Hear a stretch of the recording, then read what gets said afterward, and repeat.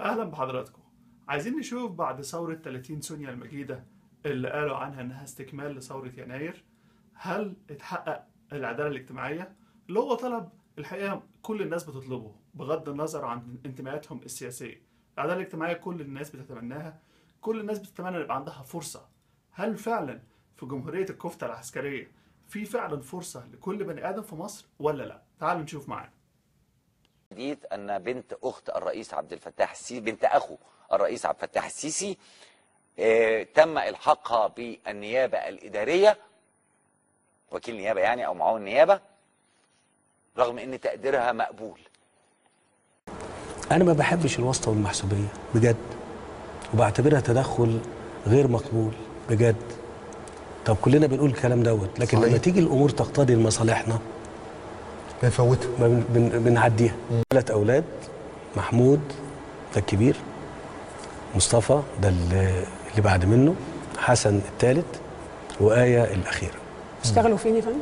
محمود بيشتغل في المخابرات العامة، ومصطفى بيشتغل في الرقابة الإدارية.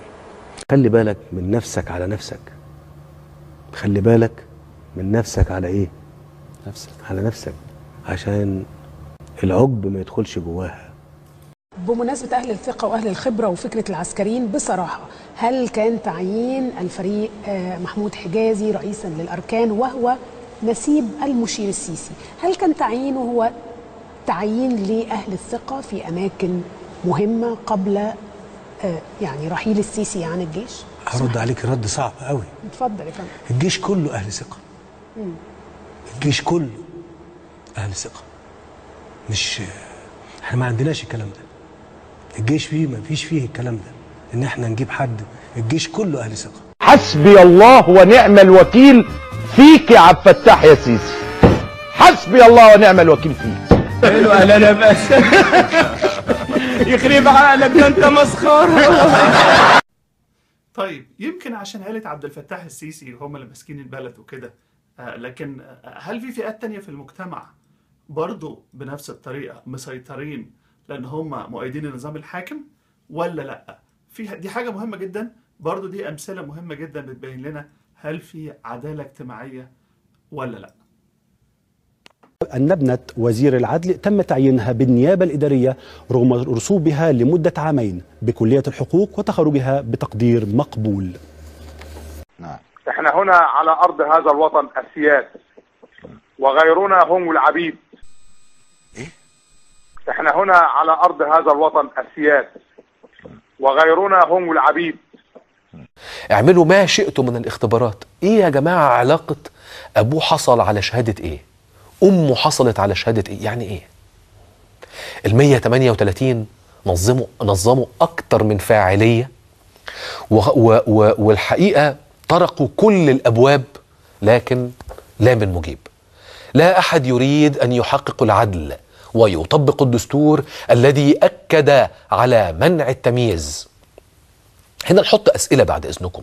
هو والد الرئيس الراحل أول رئيس جمهورية في مصر محمد نجيب، والد الزعيم خالد الذكر جمال عبد الناصر، والد الرئيس السادات رحمة الله عليه حتى حسني مبارك، وصولا إلى رئيس جمهورية مصر العربية الرئيس عبد الفتاح السيسي، حاصلين على مؤهلات عليا.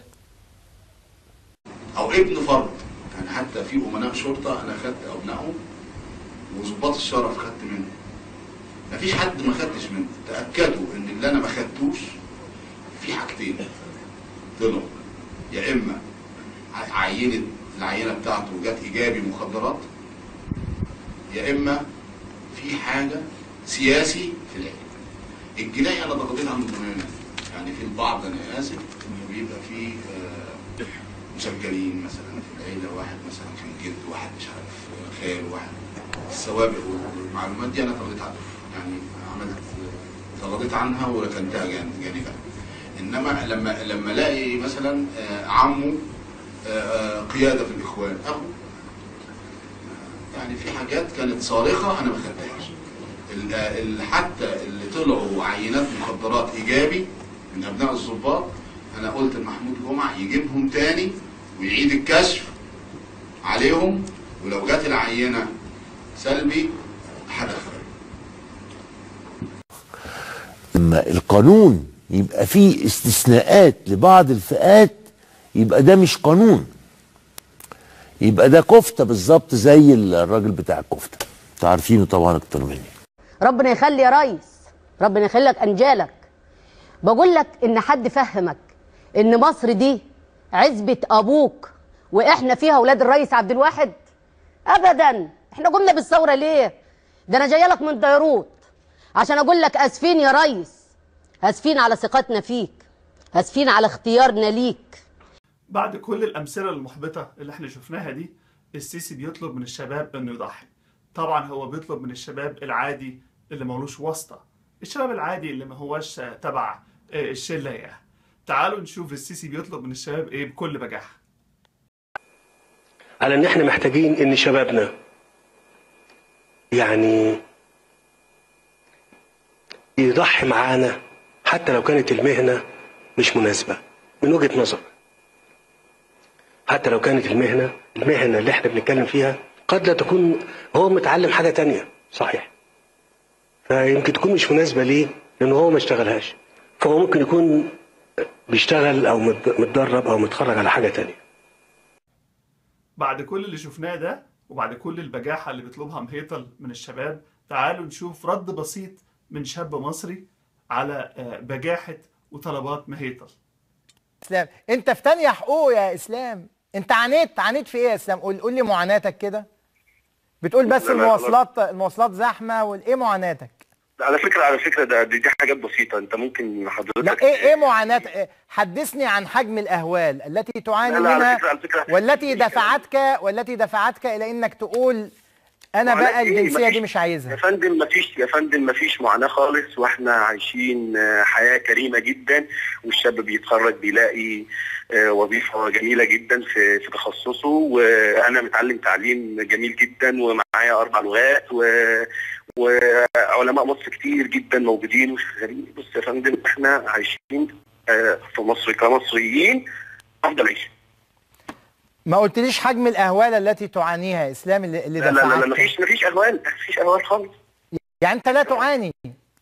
لا مفيش، انا ما بعانيش من اي حاجه، بقول لك انا عايش وزيك عايشين. لا كلها عيشه جميله. لا ده زي ما قال اسلام، يعني الحقيقه تصديق، لان الحقيقه لقيت اخبار بتنتشر وانه اهو. هل ده له علاقه بتبرئه مبارك؟ لانه الخبر كمان بيقول انه تبرئه مبارك دي لوحدها يعني انك تطير لهوي حته مبارك.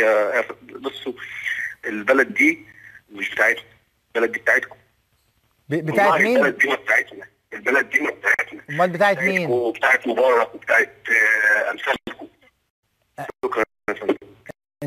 انت واضح كمان حتى لم تتعلم هو الذي لم يتعلم الوطنيه هحاسبه على الادب.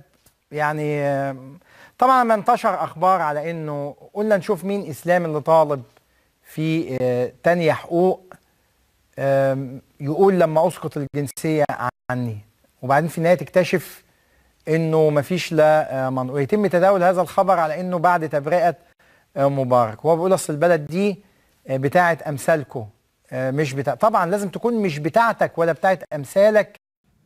كده يا جماعه احنا شفنا قد ايه السيسي وصل الشباب لمرحله ان هم يحاولوا يتنازلوا عن جنسيتهم، غير حالات الانتحار اللي بنشوفها كل يوم، غير الارهاب اللي هو فشل في محاربته، غير انه دخل مصر في مشاكل مع تقريبا كل الدول اللي حوالينا علشان رز الخليج.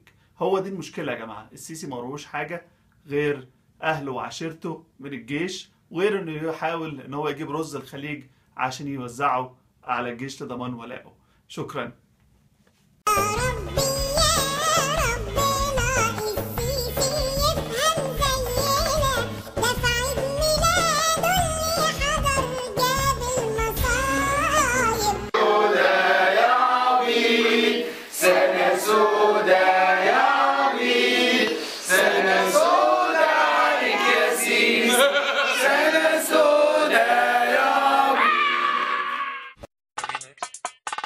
هتدفع يعني